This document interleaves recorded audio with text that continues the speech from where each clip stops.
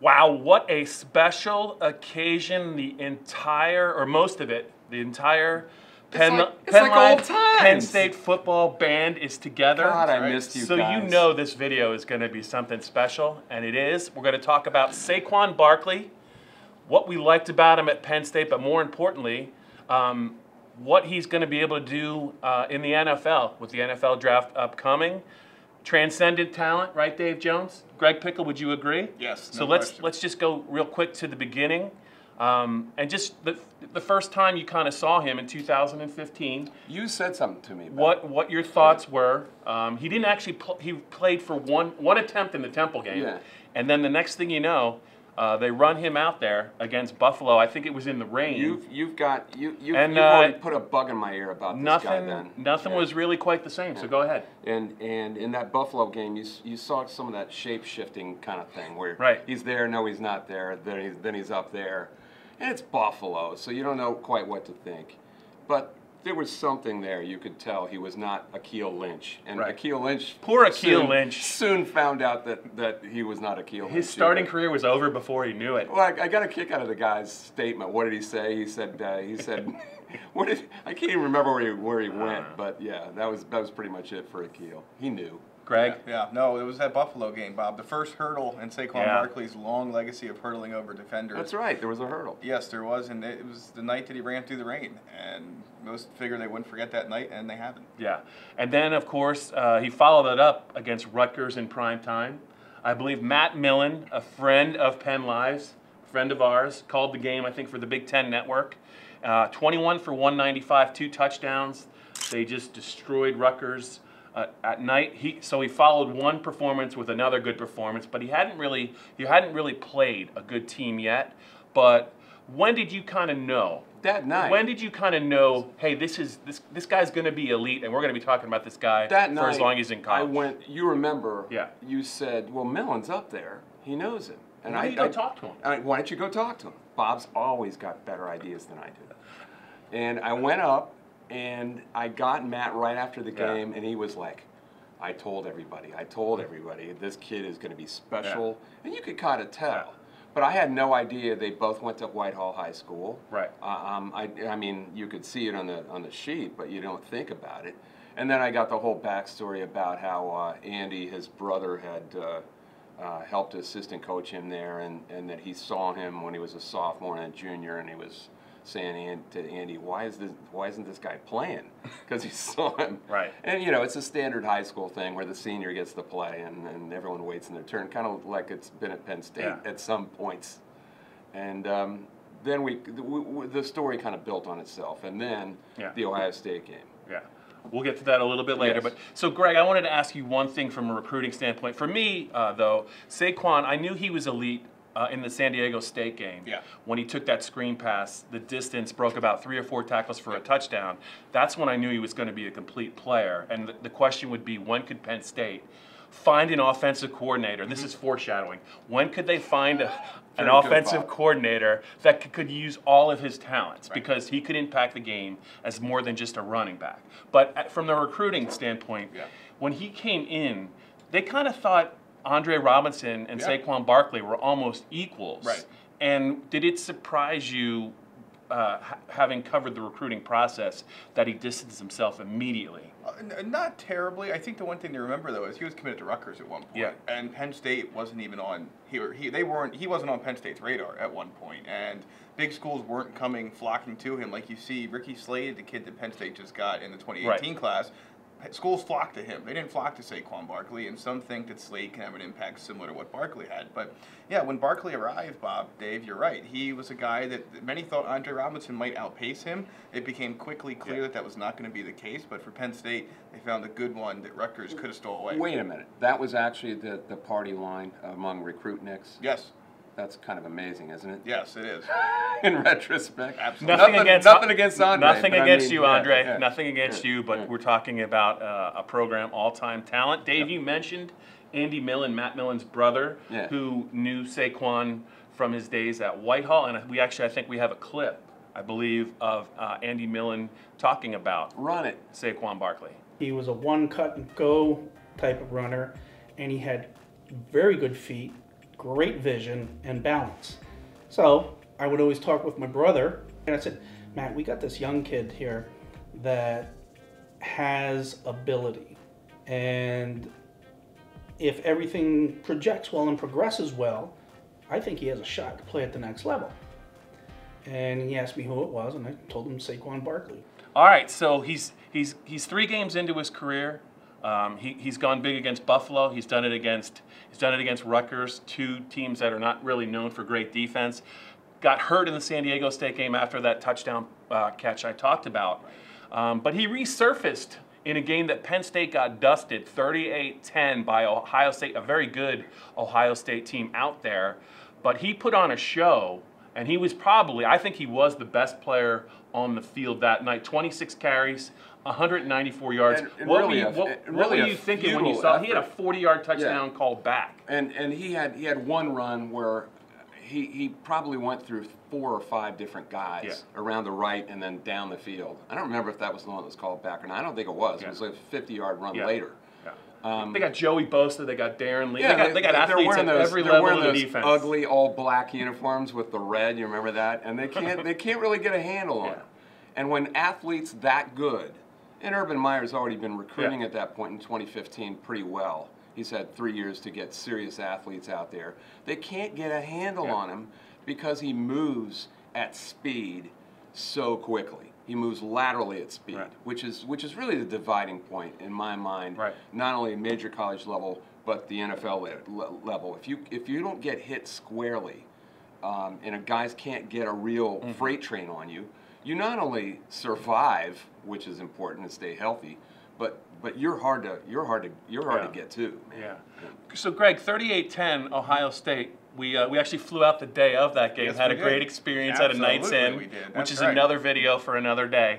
But 38-10 was expected. What was not expected that they could not get a handle on Barkley. And what were you thinking watching it in the press box? Yeah, I mean, you remember that. You think back to that game and you look at the box score, and your first thought is he had how many yards and they had how many points. It's almost hard to believe. Now, granted, I believe it was the holding call was on Gesicki down the field, and I don't think it was a hold, but it probably could have changed the outcome of that game. But it didn't change the outcome of Barkley's career path, because that was a night that, if you didn't know it beforehand, you knew it then, that he was going to be a guy that could romp for a lot of yards at Penn State. Yeah, so Barkley winds up with a 1,000-yard rushing season as a true freshman, and I thought, you got to consider he did it in a John Donovan offense where there was not a lot of sophistication. What are you saying, Bob? I'm pretty much just saying it. I think the big gimmick was Barkley in the Wildcat, and people had figured that out. But things were going to change. James Franklin made the decision to bring in Joe Moorhead in the RPO spread. He had been the head coach at Fordham, an offensive coordinator with some big ideas, and he had some great success at Fordham. I know, Greg, when we were out at the Big Ten Media Days, I talked to a couple of prominent Big Ten defenders, Anthony Walker, I believe, from Northwestern, and Riley Bulla of Michigan, and they both told me that he was already better than Ezekiel Elliott, and this is before 2016. So I don't know what your expectations were, Dave, with what Moorhead could do. We didn't know. I mean, here's this guy from Barkley. Fordham, But what do you think now that he had 2 years with Joe Moorhead? What do you think Joe was able to do for Saquon? And if you remember, they had all sorts of offensive line problems early in the year. The Michigan debacle. They really didn't get that offense rolling until the end of the Minnesota game, the second half of the Minnesota game, where they came back and won 29-26. And I think when they put Trace McSorley more fully into the offense, that made Barkley a lot more dangerous. I think it was actually the Maryland game where James talked about it. They won that game easy. Maryland was unbeaten. 41-14. I picked Maryland to win that game. Did you really? Yeah, I did. And that was the game they established McSorley as a runner. And then, so run defenses didn't know what to do. McSorley got some yards, and they had to kind of play Barkley a little bit more honest. But when you think about Moorhead's impact on Saquon in his career, what comes to mind? Yeah, you know, you mentioned the guys at the Big Ten media days Yeah. and the opposing defenders that already knew how much gifted talent he had. And with the fact that he was able to do that in an offense that really was terrible, I mean, it kind of speaks to the fact that even with any coordinator, he probably would have been just fine. But Moorhead brought an offense to Penn State that really set things up in a lot of different ways to put defenses in conflict. And when you have Trace McSorley, when you have Saquon Barkley, and the other talent that surrounded those guys, Bob, there's no question that it not only helped those two rise to prominence, and Barkley, of course, being a top 5 pick, but also the fact that the offense went in lockstep with them. And they had a field stretcher suddenly in Chris Godwin. So you're stretching the offense this way, and you don't need to give that guy much space. You mentioned McSorley becoming a running threat. To me, when I think of what Joe Moorhead was able to do with Barkley, it's the evolution of him as a receiver. The wheel routes. In 2015, I alluded to that San Diego State play. Well, that was just a screen. Because John Donovan didn't really have an offense that was really geared towards featuring what Barkley could do. And when you look at about him as a receiver, how many passes did he drop in his Penn State career? 1, 2, 3, very, very few. And the threat of him on the wheel route in a mismatch, you saw it time and time again. And it also forced defenses to do things a little bit differently as well. You're seeking that mismatch because you've got a linebacker trying to cover him in space. I mean, the best you can do is use the sideline to your advantage and just get him out. And if you don't, it's big trouble. Then he can bust a huge play, which he did more than once. Yeah, I think he did it against Pitt. I think he did it against Iowa. He did it against Wisconsin in the Big Ten championship. Yeah, so there's so many plays to talk about with Barkley, and then there's really not enough time to do all of that. So I'll just ask you, both you guys, your favorite part of Barkley's game that you enjoyed watching. Everyone has always talked about the USC run. You know, I watch a lot of college football, and when there's a sound that happens in the crowd, but there's also a sound that happens in the press box when something like that happens, and we're not easily overwhelmed by that. But do you remember that when he did all of those things in one run? And I went back and watched Kirk Herbstreit's call of it later. You know, and analysis that he did everything a running back can possibly do. The run was intended to go inside. This is a 79-yard run in the third quarter. It's intended to go inside. There's nothing there, so boom, he's already out to the edge. Then he goes through, basically around and through 2 safeties who are over there, who both somehow get onto this side. USC's fast. At one point, I took a shot of this on my screen on my computer. He had 4 guys around him on each corner, and he's in the middle. And he lost them all. And then the third thing, speed. Just straight line speed, outran everybody in the end zone. It was all 3 qualities that you want.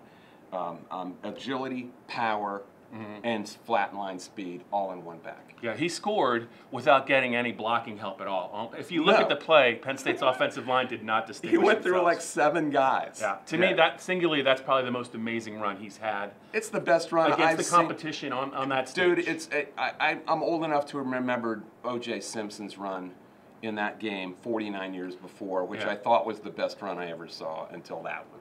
Greg, what are you gonna remember most about Saquon? Yeah, you know, it's recent. it's recent, but it was the catch against Washington for a lot of the reasons Dave just mentioned. He was able to get open.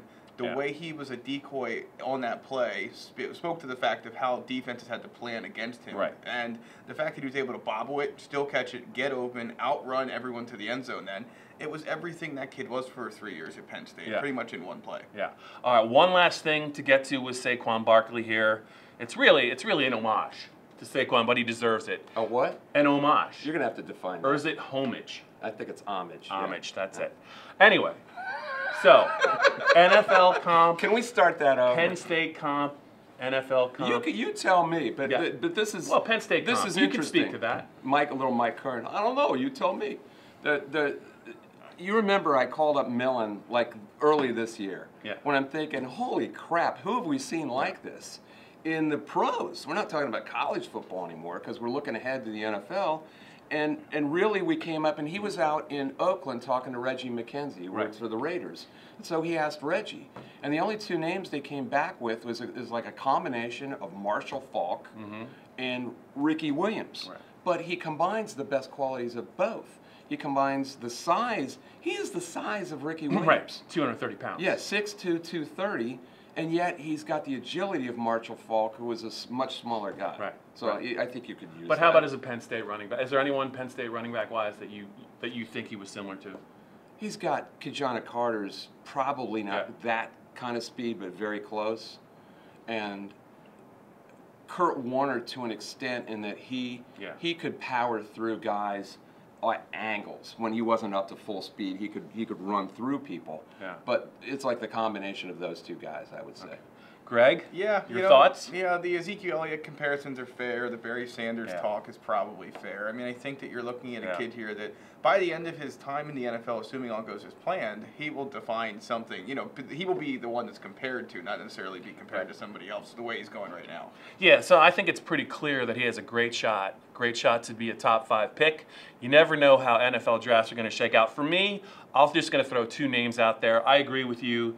I always thought that Kurt Warner was the most complete Penn State running back. A lot of people like Kajana Carter. I just think there was just something a little bit different about Saquon. You mentioned his speed, his power.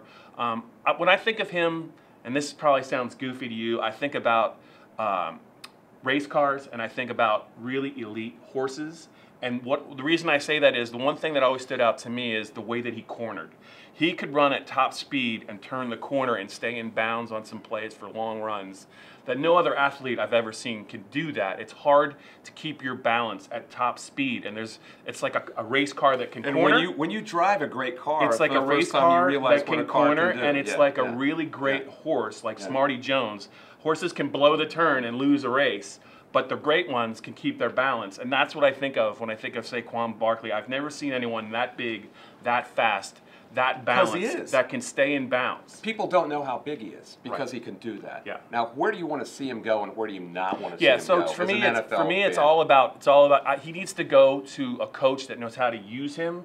The only 2 players I would compare him to right now in the NFL, one is David Johnson of the Cardinals, who was a tremendous all-around back before he got hurt, used as a receiver, lined up as a receiver. You know, in the 4th quarter of games, that's when they would run him. And the other guy, he is, and we had him on our fantasy football team this year. Sure. So he is a supersized Alvin Kamara of the Saints. If you look at how Sean Payton used Alvin Kamara of the Saints, they used Mark Ingram to do all the dirty work. When it's 3rd and 1, 2nd and 1, they used Mark Ingram to get beat up to get the first downs, but to make the big plays when it was 3rd down, to use a guy as a receiver. Alvin Kamara is not as big as Saquon Barkley. This is a bigger version of Alvin Kamara, and if he is used right, I mean, I just think of like when LaShawn McCoy came out at Pitt. Yeah. Like he, to me, is a comp now to Barkley. But if you look at what Shady did and you look at what Barkley did, Barkley clearly coming out of college is the better player. I just hope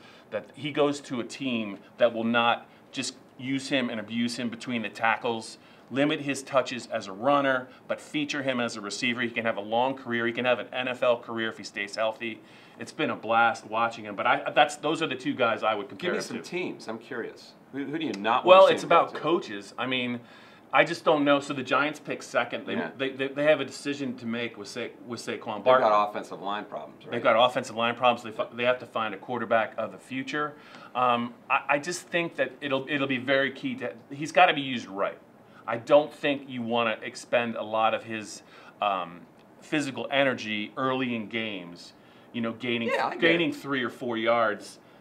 Which some coaches would do. It just depends. You don't want him there. So what's an ideal team in a perfect world? Well, I mean, I don't think that he's going to fall too far. Yeah. So, I mean, if he goes to the Cleveland Browns and Hugh Jackson, I don't know if that's a great fit for him.